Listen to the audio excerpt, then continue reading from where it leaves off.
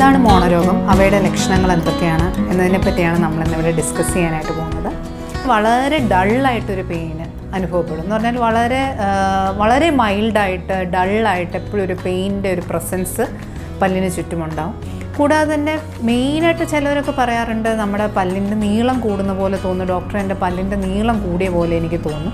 Actually നിങ്ങളുടെ പല്ലിൻ്റെ നീളം കൂടിയതല്ല, മോണയിൽ നിന്ന് പല്ല് വിട്ട് വരുമ്പോൾ എല്ല് കുറഞ്ഞിട്ട് പല്ലിങ്ങനെ മോണയിൽ നിന്ന് വിട്ട് വരുമ്പോൾ അതിനൊരു നീളം കൂടിയൊരു അപ്പിയറൻസ് ആണ് വരുന്നത്. എന്ന് പറഞ്ഞാൽ എല്ല് കുറയുന്നതിൻ്റെ ഒരു ലക്ഷണമാണ് ഈ പല്ലിന് നീളം കൂടി എന്ന് നമുക്ക് തോന്നുന്നത്.